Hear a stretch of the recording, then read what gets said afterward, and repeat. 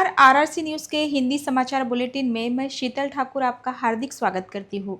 सबसे पहले एक नज़र आज की सुर्खियों पर। हेडलाइन्स प्रायोजक आरआरसी ब्रॉडबँड, अकोल्यातील सर्वात स्वस्त आणि वेगवान कनेक्शन। कांग्रेस पार्षदा के पति की स्थायी समिति सभा में एंट्री से हुआ हंगामा। बाहरी व्यक्ति की एंट्री से सत्ताधारी भाजपा के सदस्य आक्रामक।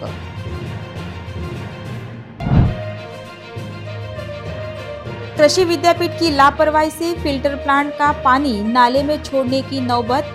कृषि विद्यापीठ अगर पाइपलाइन ना डाले तो ब्याज समेत पैसे वसूलने के सभापति के आदेश।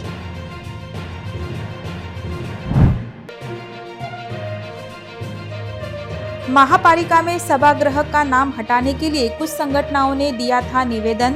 स्थायी समिति सभापति बोले, संगठनों का निवेदन उचित।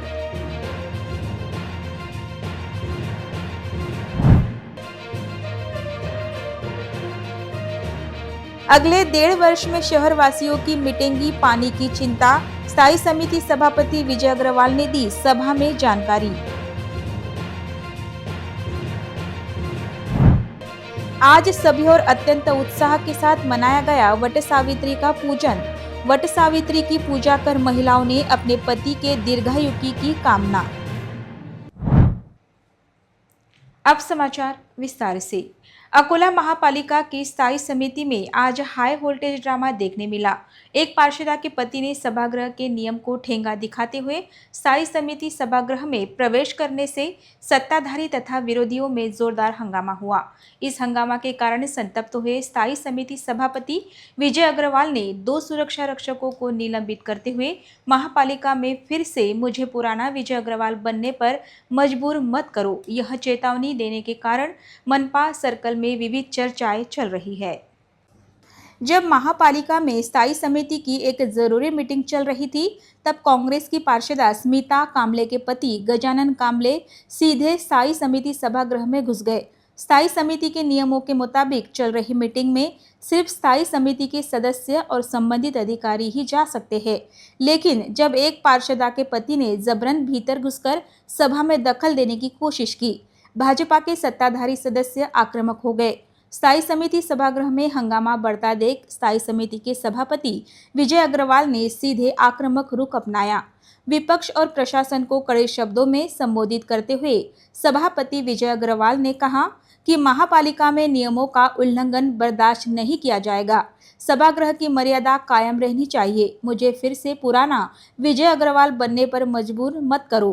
अगर कानून और अनुशासन का पालन नहीं किया गया तो मैं अपने अंदाज में जवाब दूंगा।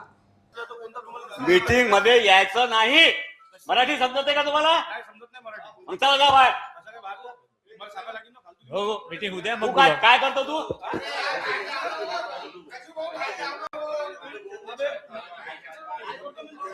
आला कसा मीटिंग मध्ये? बाहेर काढा याला। ओ लाव साहेब बाजूला तुम्ही काय करते तो बोलता त्याले? तुम्हाला सांगू म्हणजे तुम्ही काय बिलकुल हे मीटिंग हे आवाज कशासाठी पाहिजे? कशासाठी आवाज? अरे मी अरे 2 मिनिटं मी काय बोललो? आला कशा मीटिंग मध्ये? परवानगी कोणाची घेतली? माझी परवानगी नाही लागत मला कोणाची? अरे आपण काय भाऊ काय बोललो आपण? फक्त दलित वस्तीचा निंदा संदर्भ बोललो मीटिंग झाली।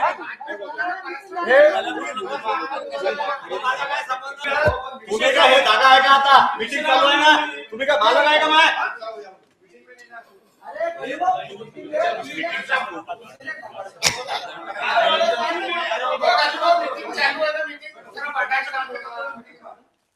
घेता का कोणी येते मीटिंग मध्ये आतमध्ये?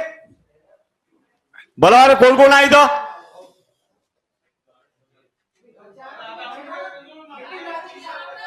या कोण कोण आहे सिक्युरिटी मध्ये? कोण आहे सिक्युरिटी मध्ये? मीटिंग चालू आहे, तो आपला भाषण देऊन राहिला,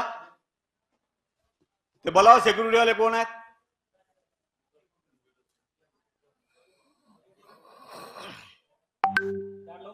कोण कोण होतो तुम्ही ड्युटीवर? काय नाव तुझं? हा तुमचं तुम्ही काय करत होते, कसे आले ते अंदर? हा यांना सस्पेंड करा, यांना कामावर काढून टाका. आणि ते काय नगरसेवक आहे का?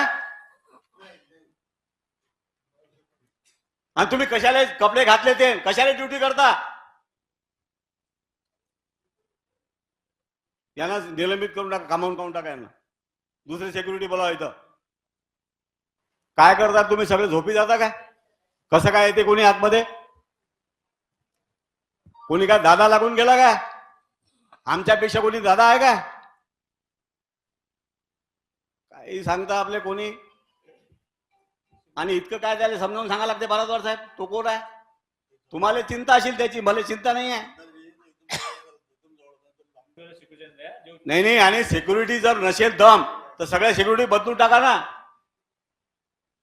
स्टँडिंगचे आहे त्यांनाच बोलवत जा, बाकीच्या आतमध्ये एंट्री प्रवेश बंद करा. नाही कसं आहे की कोणी आलंय एखादा नगरसेवक, पण प्रवेश तो बसला, त्यानं काही ऐकलं तर आपल्याबद्दल काही म्हणणं नाही त्याचं. परवानगी घेऊन बसा ना. परंतु ते एक तर नगरसेवक नाही, नगरसेवक आला त्याने, आपला कोणी नगरसेवक आला त्याला बसायला काही आपल्याला अडचण थोडी आहे. बस ना बा, आहे आपलं काही ओपन आहे ना, इतकी टीव्हीवर चालू आहे आपलं काय. परंतु तो ज्या पद्धतीने सांगून राहिला, दादागिरी करून राहिला, असे कामले फांबले मिळाले पाहिले. कशाला आम्हाला जुना विजय अग्रवाल व्हायला लावतो म्हणा मला. स्थायी समिति जैसी अत्यंत महत्वपूर्ण तथा संवेदनशील और जरूरी मीटिंग की जगह के मुख्य दरवाजे से कोई बाहरी आदमी कैसे घुस गया, जिसे लेकर प्रशासकीय स्तर पर बहस छिड़ गई। बाहरी व्यक्ति को न रोकने पर 2 सुरक्षा रक्षकों को तुरंत सस्पेंड कर दिया गया है। कांग्रेस की पार्षदा स्मिता कामले के पति गजानन कामले ने अकोला महापालिका के कामकाज तथा दलित बस्ती के निधि के वितरण पर सवाल उठाया। उन्होंने कहा कि दलित बस्ती का निधि दलित बस्ती के लिए ही खर्च किया जाए, अन्यथा हम आंदोलन करेंगे। वहीं उन्होंने कहा कि महापौर के पति भी उनके कैबिन में बैठकर महापालिका के कामकाज में दखल क्यों देते हैं और वो यहाँ क्या करते हैं। आज तुम्ही स्थायी समिती सभामध्ये गेला होतात, काय झालं अचानक असं? आज आम्ही दलित वस्तीच्या संदर्भामध्ये आयुक्त साहेबांना भेटलो आणि स्टँडिंगची मीटिंग असताना सभापती साहेबांना सांगितलं होतं की दलित वस्तीचा निधी हा दलित वस्तीमध्येच खर्च करायला पाहिजेत आणि त्याच्या वितरित हा कुठं झाला नाही पाहिजेत. तर आज दलित वस्तीच्या निधीवरून त्यांना एकदम अरेराईची भाषा वापरून जे बोलण्याची त्यांची टोनिंग होती ते अतिशय चुकीची आहे. आणि तुम्हाला अगर एवढंच असं काही वाटत असेल की बा स्टँडिंगमध्ये फक्त वनली नगरसेवक आणि स्टँडिंगचे सभा अध्यक्ष अगर राहत असतील त्याच्यामध्ये, तर हा फक्त एकमेव एकासाठीच कायदा कशासाठी. आज महापौरचे पती हमेशा कॅबिनमध्ये बसेल असतात, प्रत्येक मिटिंगमध्ये राहतात. जे स्टँडिंगचे सदस्य आहेत ते मिटिंगमध्ये असतात, मग त्यांना तुम्ही बोलत नाही. आणि जो तुमच्या विरोधामध्ये विरोधी पक्षनेत्यांचे जो नगरसेवक आहेत त्यांच्याशी तुम्ही अशी वागणूक करता, हे चुकीचं आहे, हे चालणार नाही. आणि दलित वस्तीचा निधी जो आहे आज यांना दलित वस्तीमध्ये खर्च केला नाही तर येणाऱ्या काळामध्ये तिथले दलित समाजाचे लोक यांच्यावर ॲट्रॉसिटीचा गुन्हा दाखल करतील. प्रभागामधले लोक याची यांना नोंद घ्यावं, हे एवढंच बोलतो. अकोला महापालिका द्वारा कृषि विद्यापीठ को पाइपलाइन बिछाने के लिए दिए गए 2 करोड़ रुपए का क्या हुआ, यह सवाल अब उपस्थित हो रहा है। यह 2 करोड़ रुपए कृषि विद्यापीठ से ब्याज सहित वापस लिए जाए, ऐसे निर्देश स्थायी समिति सभापति विजय अग्रवाल ने महापालिका प्रशासन को दिए। महापालिका को उमरी में 40 क्वार्टर्स के पास बने फिल्टर प्लांट का पानी नाले में छोड़ना पड़ रहा है। डॉक्टर पंजाबराव देशमुख कृषि विद्यापीठ ने इस फिल्टर किए गए पानी को खरीदने के लिए एग्रीमेंट किया है। इस बीच कृषि विद्यापीठ को पाइपलाइन बिछाने के लिए 2 करोड़ रुपए दिए गए हैं। बावजूद इसके यह काम कई सालों से रुका हुआ है। अकोला महापालिका और डॉक्टर पंजाबराव देशमुख कृषि विद्यापीठ के बीच हुए एग्रीमेंट के मुताबिक विद्यापीठ के पेड़ों को प्रक्रिया कर फिल्टर्ड किया पानी देने के लिए पाइपलाइन बिछाना जरूरी था। महापालिका ने इसके लिए 2 करोड़ रुपए देने के बावजूद कृषि विद्यापीठ ने अभी तक पाइपलाइन का काम पूरा नहीं किया है। अगर कृषि विद्यापीठ यह काम नहीं करता है तो महापालिका को उनसे ब्याज समेत पैसे वापस लेने चाहिए और खुद पाइपलाइन बिछानी चाहिए, ऐसा मत स्थायी समिति सभापति विजय अग्रवाल ने स्थायी समिति की सभा में व्यक्त किया। पिछले 5 वर्षों से यह पाइपलाइन नहीं बिछाई गई, इसीलिए प्रक्रिया कर फिल्टर किया गया साफ पानी सीधे नाले में बह रहा है। होतं तिथपर्यंत जी पाईपलाईन न्यायची आहे ती महापालिका टाकून दी. त्यावेळेस त्याची कास्ट 2 कोटी होती. तर आपण 2 कोटी रुपये त्यांना दिले. त्यांचं म्हणणं होतं की आम्ही टाकू, कोणत्या साईजनं टाकायची आहे, कशी टाकायची आहे, त्यांनी ती टाकली नाही. त्याच्यामुळे काय होऊन राहिलं की आपलं फिल्टर पाणी याच्यात चाललं, नाल्यामध्ये चाललं. तर ती पाईपलाईन ते जर टाकत नसतील तर व्याजासह ते पैसे वापस घेऊन आपण टाकून देऊ. कारण की काय ते पाईपलाईन आता जे प्लॅन्ट लावला आपण तो 2 वर्ष आपण चालू बंद परिस्थिती आहे. त्याला मेंटेनन्सचा खर्च आपल्याला लागू दर महिन्याला. ते मेंटेन नाही केलं तो खराब होऊन जाईल.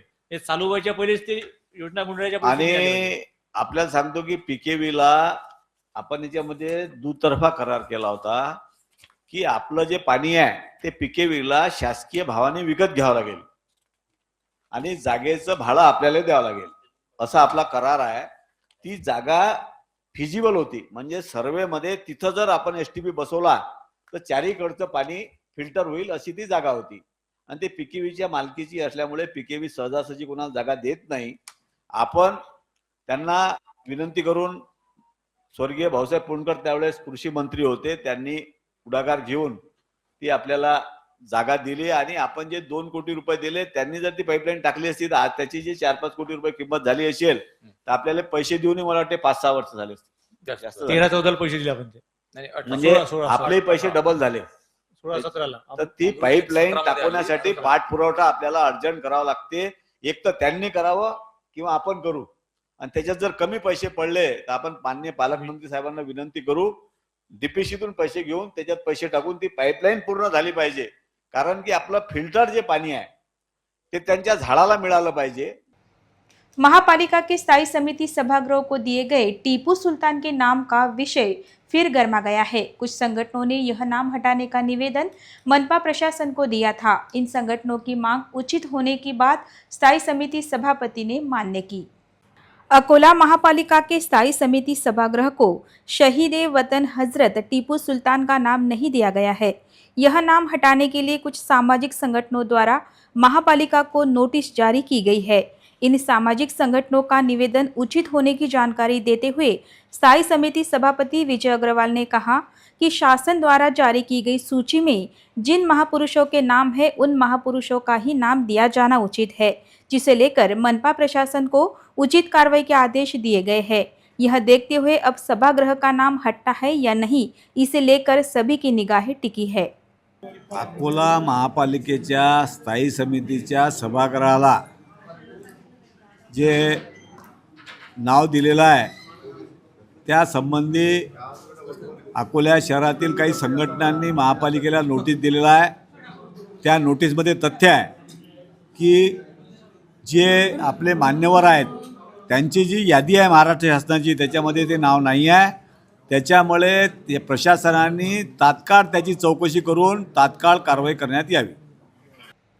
आज महापालिका में स्थायी समिति की सभा संपन्न हुई। सभा में सभापति विजय अग्रवाल ने शहरवासियों की पानी की आवश्यकता को लेकर जरूरी जानकारी दी। कापसी तालाब की अभी की स्थिति और भविष्य में पानी के नियोजन पर विस्तृत चर्चा हुई। यह साफ किया गया है कि कापसी तालाब की देखभाल महापालिका के पास नहीं बल्कि जिला अधिकारी के अधिकार क्षेत्र में है। अकोला शहर को अभी हर दिन 5 करोड़ लीटर पानी की जरूरत है। स्थायी समिति सभापति विजय अग्रवाल ने भरोसा जताया कि अगले 1.5 साल के बाद अकोला को किसी और एक्स्ट्रा पानी के सोर्स की जरूरत नहीं पड़ेगी। जीगांव और महान की 2 मुख्य स्कीम और पानी की पाइपलाइन का काम पूरा होने के बाद अकोला के लोगों को हर दिन जलापूर्ति करना मुमकिन हो जाएगा। यह भी कहा गया है कि मानसून की देरी और एल नीनो की वजह से बनी आपातकालीन स्थिति में सरकारी योजना के जरिए पानी का व्यवस्थापन करना होगा। ये कापसी तालाब अपने ताबे में नहीं है, वो जिला अधिकारी के ताबे में है। दूसरा विषय, ये कब गए सर? ये 5 साल पहले चले गए। ये 1970 में तो अपन ने खरीदी कर खरीदे नहीं है, वो सरकार की जगह है। होना तो महानगर पालिका की अंडरटेकिंग में आती है। हाँ, वो देखभाल दुरुस्ती के लिए महापालिका के पास थी, उन्होंने निकाल लिया। दूसरा विषय कि पानी के लिए अगले 1.5 साल के बाद अपने को किसी भी सोर्स की जरूरत नहीं है। 2 ही सोर्स से पानी आएगा, एक जीगांव और एक महान। तीसरा सोर्स अपने को अभी आवश्यकता नहीं है। इसलिए जीगाव का सोर्स होने के कारण इसको पुनरुज्जीवन करने के लिए बहुत जो खर्चा आता है वो करके फायदा नहीं, उसमें पानी भी नहीं है, एक जोन को भी पानी नहीं पुरता। काशी का हाँ, अभी अपने को जो पानी लगता, अभी अपने को रोज का 5 करोड़ लीटर पानी लगता, 5 करोड़, और 5 करोड़ लीटर पानी लगा तो वो महीना भर भी पानी पुरता नहीं। इसलिए वहां की योजना पाइपलाइन डाले भी है, कभी भी जब इमरजेंसी आएंगी तो उस समय सरकार के योजना में से करना पड़ेगा, अपनी उसको ताकत नहीं है। पर 2 योजना जो है महान की नई पाइपलाइन डालना एक और जीगाव की पाइपलाइन, ये 2 योजना चालू होने के बाद में अकोला को अपन रोज पानी दे सके। दगड़ पारवा क्या है तो सर ये? नहीं, दगड़ पारवा से अपन ने आरक्षण करेवा है, पर पाइपलाइन की डाली नहीं अपन ने। दगड़ पारवा में पानी अपने को होना उतना नहीं है। यहाँ पे काशी तालाब भी तुम बोलते गया तो ज्येष्ठ पूर्णिमा पर आज सोमवार 29 जून को वट पूर्णिमा व्रत अत्यंत उत्साह से मनाया गया। सुहागिन महिलाओं ने वट सावित्री यानी बरगद के पेड़ की पूजा कर अपने पति के लंबी आयु की कामना की। सावित्री सत्यवान की कथा महाभारत के वन पर्व में मिलती है।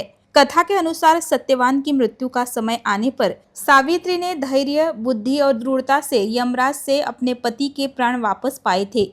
इसी कारण यह व्रत पति की लंबी उम्र, परिवार की सुख समृद्धि और सौभाग्य की कामना से जुड़ा है। वट पूर्णिमा पर महिलाओं ने व्रत रखकर नए वस्त्र पहनकर बरगद के पेड़ की पूजा की। पूजा में जल, रोली, अक्षत, फूल, कच्चा सूत, भीगे चने, फल और सुहाग सामग्री अर्पित की गई। इसके बाद बरगद के पेड़ के चारों ओर सूत लपेटकर परिक्रमा कर सावित्री सत्यवान की कथा का रसपान महिलाओं ने किया।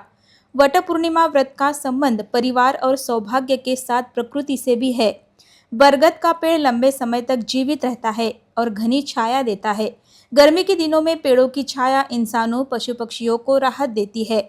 इस व्रत का संदेश है कि पेड़ों को बचाना, पौधे लगाना और उनकी देखभाल करना भी धर्म का हिस्सा है। घर, मंदिर या सार्वजनिक जगहों पर पौधे लगाना और पक्षियों के लिए पानी रखना इस मौसम में बहुत जरूरी माना जाता है।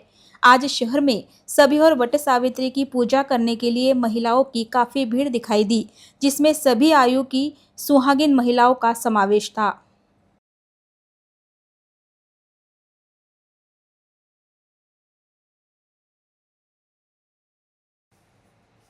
वाशिम जिले के मालेगांव तहसील अंतर्गत आने वाले पिंपरी अवगन में एक 50 साल के हैवान ने कथित तौर पर 16 साल की दिव्यांग लड़की के घर में घुसकर उसके साथ बलात्कार किया। इस घटना के बाद इलाके में गुस्से की लहर दौड़ गई है और जउलका पुलिस ने तुरंत कार्रवाई करते हुए आरोपी को गिरफ्तार कर लिया है।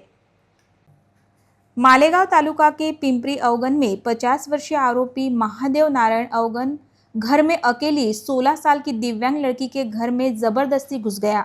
इसके बाद कथित बलात्कार की घटना सामने आई है। घटना की जानकारी मिलने पर जउलका पुलिस तुरंत मौके पर पहुंची और आरोपी को गिरफ्तार कर लिया। पीड़ित परिवार की शिकायत पर आरोपी के खिलाफ अलग अलग धाराओं में केस दर्ज किया गया है। इस घटना से इलाके में गुस्से की लहर दौड़ गई है और दिव्यांग और नाबालिग लड़कियों की सुरक्षा का मुद्दा एक बार फिर सामने आ गया है। जउलका पुलिस मामले की आगे की जांच कर रही है। पोलीस स्टेशन जवळका रेल्वे जिल्हा तालुका मालेगाव जिल्हा वाशिम येथे भारतीय न्याय संहिताचे कलम 333-74 पोक्सो ॲक्ट 12 आणि 8 तसेच अपंग व्यक्तीचे अधिकार अधिनियमच्या कलम 92 अन्वये गुन्हा दाखल झाला असून यातील फिर्यादी यांनी दिलेल्या फिर्यादीप्रमाणे त्यांची पीडित मुलगी घरी एकटी असताना आरोपीने घरामध्ये बळजबरीने प्रवेश करून पीडितेसोबत छेडछाड करून तिचा विनयभंग केला, त्यावरून सदरचा गुन्हा दाखल आहे। आरोपीला या गुन्ह्यामध्ये तात्काळ अटक करण्यात आली असून गुन्ह्याचा पुढील तपास पोलीस स्टेशन जवळका रेल्वे येथील PSI प्रदीप घटे करीत आहे। मुलगी दिव्यांग आहे, मुलगी अपंग असल्या कारणाने अपंग हक्क अधिनियम चे कलम 92 प्रमाणे गुन्ह्यामध्ये कलम समाविष्ट करण्यात आलेले आहे। दोन्ही पाय नाही, एक पाय एक हात। अमरावती के जिला पुलिस आयुक्त ने अमरावती शहर में हथियार लेकर आतंक मचाने वालों के खिलाफ कार्रवाई करने का आदेश दिया है। इसी के तहत crime branch police inspector Atul वर की टीम ने हथियार लेकर घूम रहे युवक के खिलाफ कार्रवाई की। 29 जून को क्राइम ब्रांच टीम को जानकारी मिली कि प्रफुल्ल उर्फ दादू वानखड़े हाथ में 2 धारदार चाकू लेकर कपिल वस्तु नगर के लक्ष्मी नगर रोड पर आतंक फैला रहा है। क्राइम ब्रांच टीम ने जाकर जांच की और उसे हिरासत में ले लिया। उसके पास से 2 लोहे के चाकू जब्त किए गए। उसके खिलाफ गाड़गेनगर पुलिस स्टेशन में आर्म्स एक्ट के तहत केस दर्ज किया गया। सीनियर पुलिस अधिकारियों के मार्गदर्शन में यह कार्रवाई की गई। वाशिम शहर में पहली ही बारिश से वाशिम बस स्टैंड परिसर के गड्ढों में पानी जमा हो गया है। पूरे बस स्टैंड परिसर में गंदगी फैल गई है और यात्रियों को बेवजह परेशानी उठानी पड़ रही है। इसीलिए डिपो प्रशासन से ध्यान देने की मांग की जा रही है। वाशिम शहर में पिछले 2-3 दिनों से हो रही बारिश से वाशिम बस स्टैंड परिसर का बुरा हाल हो गया है। बस स्टैंड परिसर में पहले ही सभी और गड्ढे निर्माण हो गए थे और अब उन गड्ढों में बारिश का पानी जमा हो गया है। हर दिन हजारों यात्री बस से सफर करते हैं और बसों में चढ़ते उतरते समय कई यात्रियों के पैर कीचड़ में फंस जाते हैं।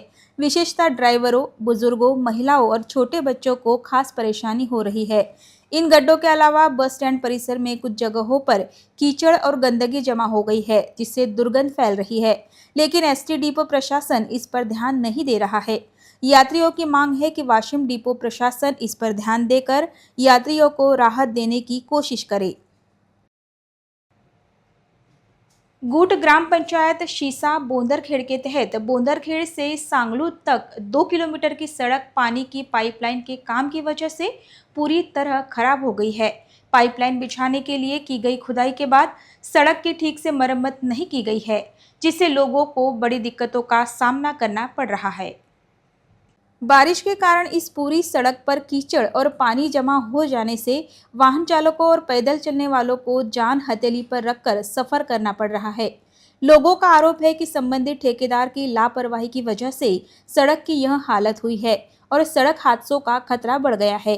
लोगों का कहना है कि पाइपलाइन का काम पूरा होने के बाद सड़क को ठीक करने की जिम्मेदारी संबंधित ठेकेदार की है, लेकिन इसमें लापरवाही की जा रही है। बोंदरखेड़ और सांगलूत परिसर के लोगों की मांग है कि प्रशासन और संबंधित विभाग ठेकेदार पर तुरंत कार्रवाई करे और पाइपलाइन का काम अच्छे से पूरा करे, साथ ही सड़क की तुरंत मरम्मत करे। घेऊन लोक पळून राहिले इकडे, हे जीवाची हानी चालू आहे। हा रस्ता पुरा खराब आहे, पाण्याचा मौसम आहे, हा रस्ता तर क्लिअर करायला पाहिजे ना।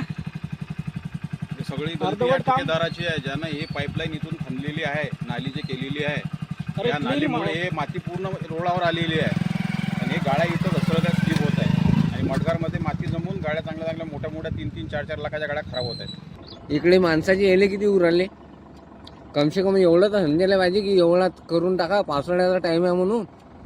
लोक किती थांबू राहिले, सगळे गाड्या काढू राहिले। पहा नाही तर आमच्या टायरातनी किती भाषेला आहे, किती भाषेला आहे ते गाडी पाहत अतिशा उभी आहे। कॉन्ट्रॅक्टर कोण आहे, काम केलंय?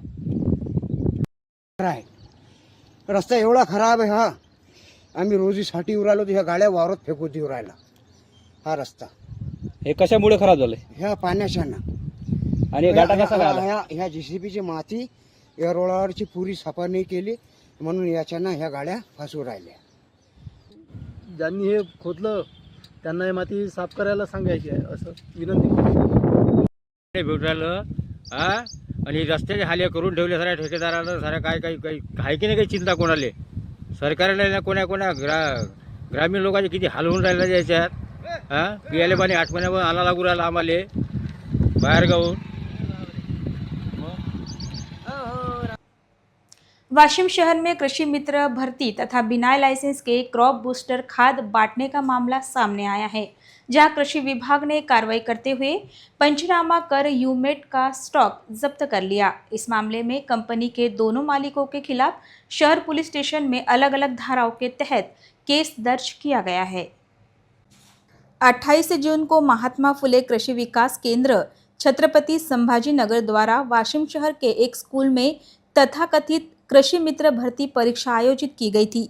जानकारी मिलने के बाद कृषि विभाग ने छापा मारकर परीक्षा की जांच की। तब पता चला कि परीक्षार्थियों को crop booster potassium humate product मुफ्त में बांटा गया था। मौके पर मौजूद क्रॉप बूस्टर पोटेशियम ह्यूमेट का स्टॉक जब्त कर पंचनामा किया गया और प्रोडक्ट के सैंपल जांच के लिए सरकारी लैब में भेजे गए हैं। शुरुआती जांच में कानूनी लाइसेंस को लेकर शक होने पर कंपनी के मालिक दत्तात्रेय जाधव और गजानन जाधव के खिलाफ वाशिम सिटी कोतवाली स्टेशन में अत्यावश्यक वस्तु अधिनियम तथा भारतीय न्याय संहिता के संबंधित धाराओं के तहत केस दर्ज किया गया है। इस कार्रवाई को लेकर वाशिम जिला कृषि विकास अधिकारी अभिजीत देवगिरीकर ने जानकारी दी। कृषी मित्र या संदर्भात या पदाकरिता भरतीसाठी परीक्षा होत असल्याची माहिती मिळाली आणि त्या ठिकाणी बायोस्टिम्युलंटचा विद्यार्थ्यांना वाटप करत आहे अशी माहिती मिळाल्यामुळे आम्ही त्या घटनास्थळावर गेलो। घटनास्थळावर गेले असता तिथे परीक्षा संपलेली आढळून आली आणि त्या ठिकाणी विद्यार्थ्यांना बायोस्टिम्युलंट क्रॉप बूस्टर नावाचं एक बायोस्टिम्युलंट ज्यामध्ये पोटॅशियम ह्युमेट 65% असे लिहिलेलं होतं, असे बायोस्टिम्युलंट वाटप केल्याचं निदर्शनास आलं। काही उर्वरित साठा देखील तिथे सापडला आणि त्याची जेव्हा कसून चौकशी केली असता असे निदर्शनास आले की या प्रॉडक्टला कुठलाही परवाना म्हणजे तयार करायचाही नाही आणि विक्रीचा देखील नाही। त्यामुळे खत नियंत्रण आदेश 1985 नुसार हे अवैध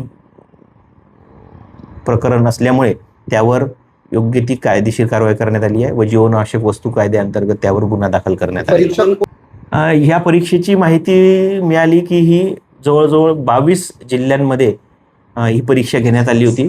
महात्मा फुले कृषी विकास केंद्र नावाची एक संस्था आहे छत्रपती संभाजीनगरची, त्या संस्थेने ही परीक्षा आयोजित केल्याची आम्हाला माहिती मिळाली। गुन्हे कोणावर दाखल झाले आणि या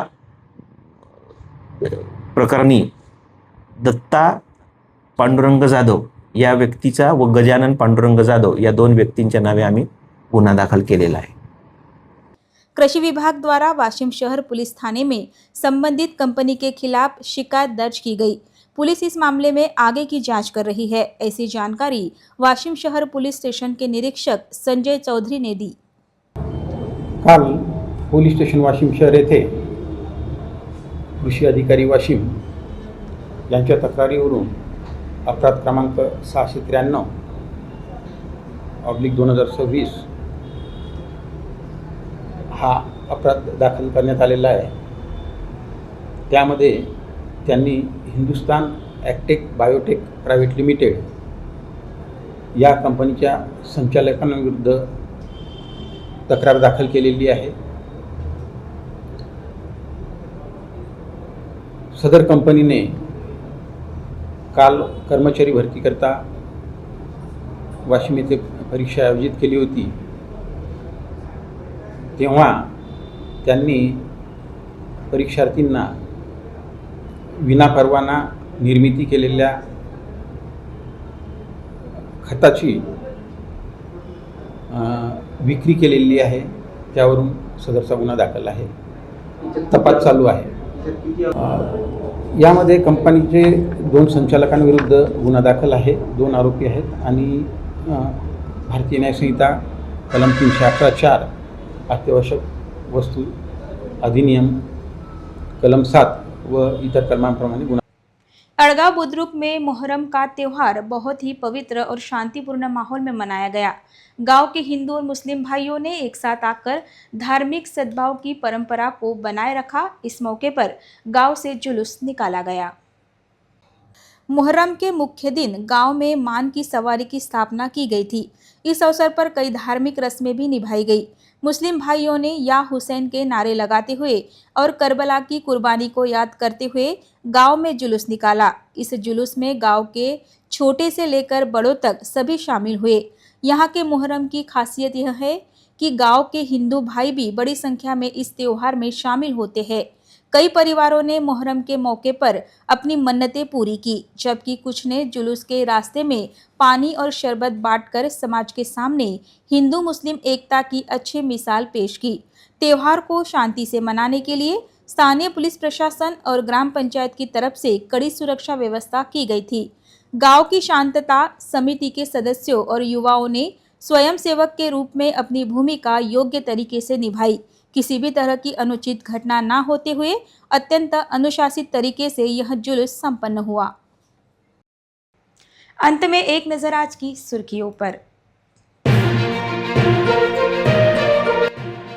हेडलाईन्स प्रायोजक RRC ब्रॉडबँड, अकोल्यातील सर्वात स्वस्त आणि वेगवान कनेक्शन।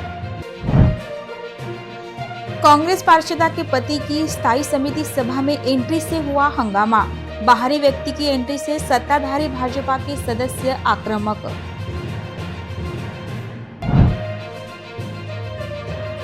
कृषि विद्यापीठ की लापरवाही से फिल्टर प्लांट का पानी नाले में छोड़ने की नौबत। कृषि विद्यापीठ अगर पाइपलाइन ना डाले तो ब्याज समेत पैसे वसूलने के सभापति के आदेश।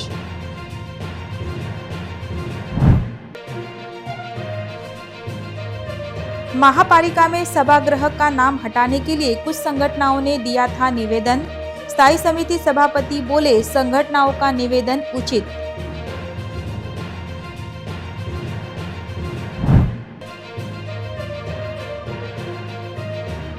अगले 1.5 वर्ष में शहर वासियों की मिटेंगी पानी की चिंता। स्थायी समिति सभापति विजय अग्रवाल ने दी सभा में जानकारी।